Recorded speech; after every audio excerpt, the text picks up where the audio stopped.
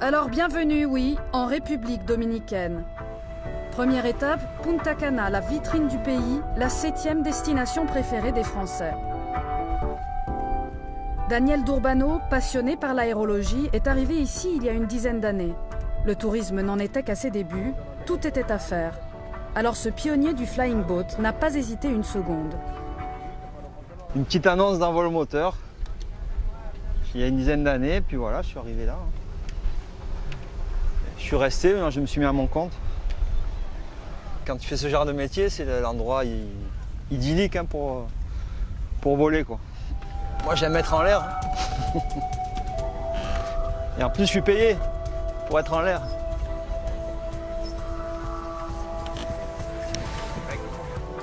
Bienvenue au paradis.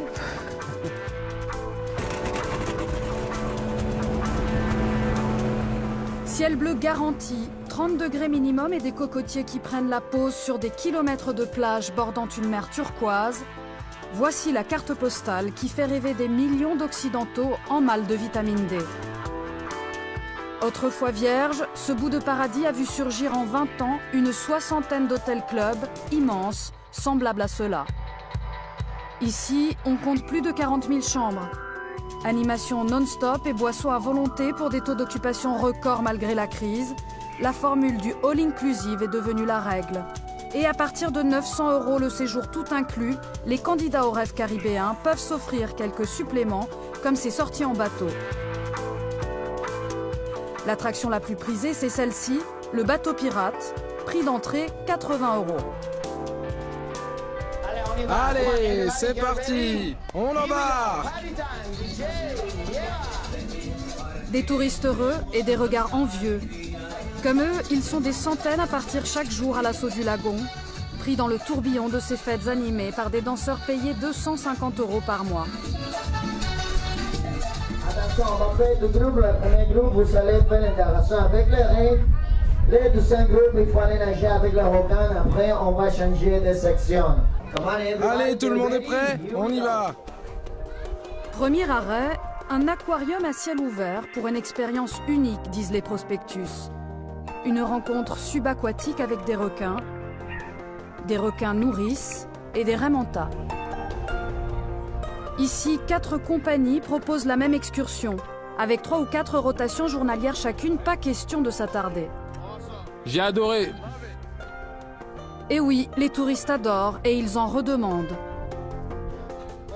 Bon, maintenant nous allons pouvoir apprécier les joies de la plongée avec masque et tuba et observer les poissons tropicaux et les coraux que nous avons ici. Avec un peu de chance, on pourra même toucher les poissons en leur donnant à manger, du pain, des choses comme ça. Cette fois, c'est sur le récif corallien qu'une plongée est organisée. Des centaines de visiteurs comme cela se jettent à l'eau chaque jour, 10 mois par an. La magie du monde sous-marin est là, accessible à tous en quelques brassées. Un paradis en apparence. Combien de temps encore l'écosystème sous-marin résistera-t-il à ce trafic incessant? J'ai la conviction que cela ne menace pas le milieu, car nos plongeurs qui accompagnent les touristes sont formés pour en prendre soin et surveiller que personne ne touche le corail.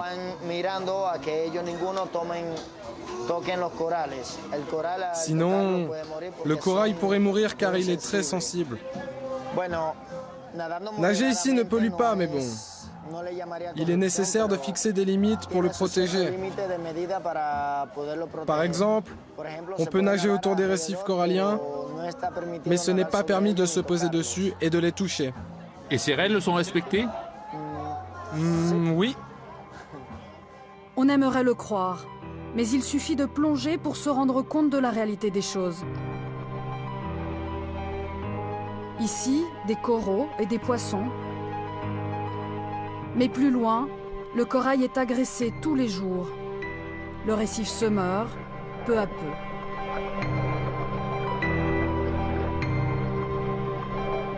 Les conséquences du tourisme de masse sur l'environnement sont déjà visibles. Daniel est sans doute le mieux placé pour le constater. Et il va nous en apporter la preuve.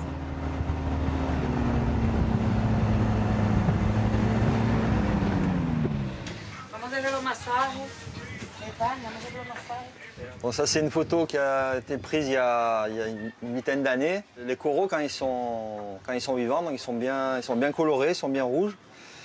Et quand ils sont blancs comme ça, là, ils sont morts en fait. Et on remarque que plus les coraux sont près de l'activité humaine, plus ils sont morts. C'est vrai quand je suis arrivé ici, il y avait 3-4 hôtels dans ce coin-là. Donc maintenant il y en a à peu près une trentaine. Donc voilà, le corail il est sensible à ce genre de choses. Tout le monde est là pour faire de l'argent. Après, on ne peut rien à foutre du corail, pour le dire franchement. Business is business sur la côte caraïbe de Punta Cana. Tout le monde veut sa part du gâteau, mais le gâteau frôle parfois l'indigestion. Les hôteliers, eux, sont satisfaits de remplir leurs hôtels à plus de 80% toute l'année. Carlos Jiménez est un directeur d'hôtel comblé, élu meilleur manager de Punta Cana. Il croit dur comme fer au all-inclusive. Selon lui, le séjour tout compris ravit les touristes et rassure les investisseurs. Le tout inclus est une formule qui a beaucoup d'avantages et qui favorise beaucoup de secteurs de l'économie nationale. On peut avoir le sentiment que le client a déjà tout payé. Mais en réalité, le client consomme local. Les fruits, les légumes, les poulets, la viande, les poissons, absolument tout permet de faire fructifier l'économie.